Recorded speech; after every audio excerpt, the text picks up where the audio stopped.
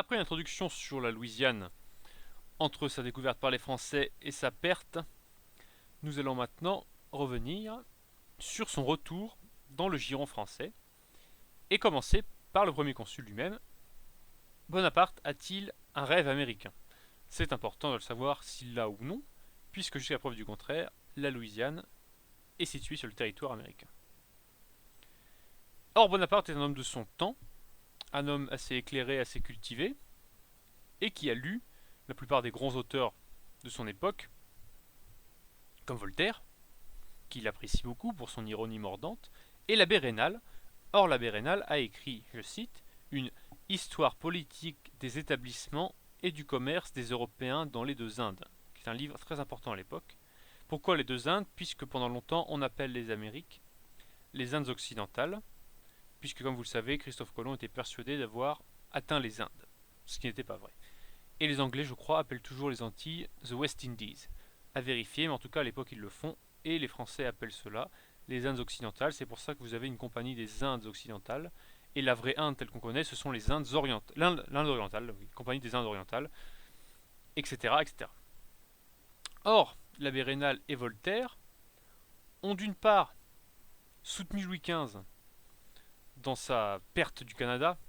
Ils n'ont pas soutenu le fait de perdre le Canada, mais pour eux c'était un territoire qui était inutile et dont la perte ne signifie pas grand-chose. Vous savez, Voltaire parle du Canada comme... je vais citer la phrase, c'est encore plus simple.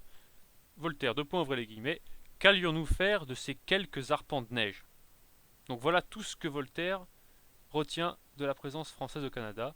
Pourquoi sommes-nous allés là-bas? Pour lui, c'est une erreur. Et donc cette perte n'est pas très importante. Bon, j'imagine que les Québécois n'ont pas beaucoup apprécié cette phrase s'ils l'ont connue à l'époque. Mais toujours est-il que voilà ce qu'il pense, et il n'est pas le seul à l'époque. Mais Voltaire et l'abbé Raynal, s'ils se fichent du Canada, ne sont pas d'accord sur la perte de la Louisiane. Je vous rappelle, je vous renvoie à la vidéo précédente, la Louisiane a été cédée à l'Espagne pour la remercier d'avoir combattu avec la France dans la guerre de 7 ans. Or, pour Voltaire et Raynal, c'est une faute grave, car c'était un territoire qui aurait été très important, qui aurait pu être développé, qui avait un fort potentiel. Et Bonaparte se situe dans la lignée de ces deux hommes. Et même s'il y met fin, il reste l'enfant de la Révolution et n'aurait sûrement rien été sans elle. Cela veut dire qu'il est imprégné d'une partie de ce messianisme révolutionnaire, messianisme qui doit pousser à faire rayonner la France hors de ses frontières. Et quelle est la meilleure façon de le faire que de récupérer une terre très loin hors des frontières de la métropole, la Louisiane? D'un autre côté, comme tous les Français de son temps, il ne faut pas oublier qu'il est né et qu'il a grandi sous l'Ancien Régime. Et à ce titre, le nouveau gouvernement qu'il dirige, donc le consulat, comprend bien l'intérêt que peuvent avoir les colonies. Vous savez, la France n'a pas attendu le XIXe siècle pour avoir des colonies, elle en a depuis très longtemps. Je vous rappelle encore, Jacques Cartier a été envoyé sous François Ier pour découvrir le Canada et le mettre en valeur. Vous voyez, ça fait très longtemps que la France a des colonies, c'est ce qu'on appelle le premier empire colonial français. Et Napoléon sent bien qu'il y a un intérêt politique et économique à disposer de terres outre-mer.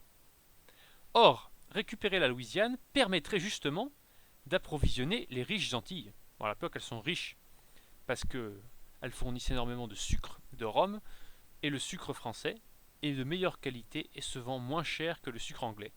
Et c'est pour ça que la France a gardé les Antilles en 1763 et qu'elle a sacrifié le Canada, qui lui rapportait beaucoup moins. Mais les Antilles manquent de certains produits comme le bois, le bétail ou les vivres, qu'il faut faire venir du continent américain, des États-Unis donc à l'époque, ce qui coûte très cher. Si la Louisiane redevenait française, il serait donc possible d'approvisionner les Antilles par la Louisiane, et cela permettrait de faire de grosses économies. De plus, je le rappelle, je vous renvoie à la carte de la vidéo précédente, c'est un immense territoire qui court des frontières du Canada à l'Atlantique, et ce qui offrirait de très très belles frontières avec les États-Unis, mais aussi les colonies espagnoles d'Amérique centrale. Donc c'est une perspective qui est très réjouissante puisqu'on se place entre deux puissances, ce qui permet d'avoir une position d'arbitre et une position commerciale très importante si celles-ci veulent commercer entre elles. Et il faut ajouter à cela, même s'il ne faut pas exagérer, mais c'est tout de même important, l'influence du petit oiseau des îles de Bonaparte, c'est-à-dire sa créole de femme, évidemment, Joséphine, puisque les Beauharnais font partie de l'administration coloniale depuis très longtemps. Et c'est pas une famille qui est arrivée là juste avant Napoléon, non, ça a été envoyé sous l'Ancien Régime. Vous avez quelques familles comme ça qui ont été envoyées là-bas de manière très importante.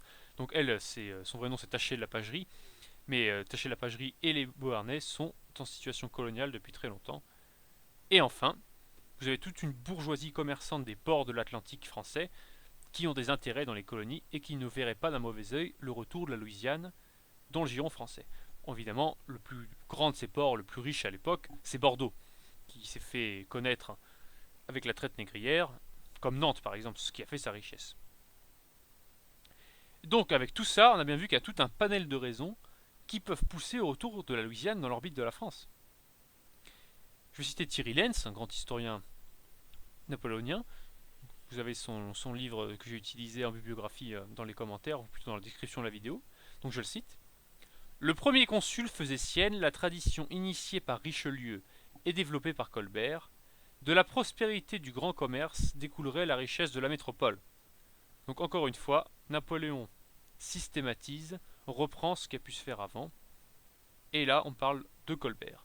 Et ne disait-il pas, Louis XIV est le plus grand dirigeant que la France ait jamais eu.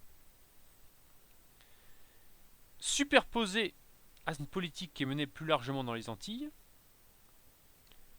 on peut penser, on peut même affirmer que Napoléon, plutôt Bonaparte, essaye de faire du golfe du Mexique un lac français.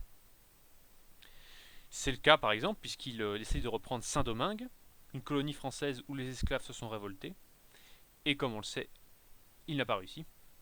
Et Saint-Domingue est devenue indépendante, c'est Haïti aujourd'hui. Et donc vous voyez, il y a une vraie politique américaine, une vraie politique des Antilles, ajoutée à celle de la Louisiane, et donc celui qui n'est encore que Bonaparte a dévisé une vraie politique ultramarine. Et c'est dans cette optique que nous allons maintenant le voir récupérer l'ex-colonie.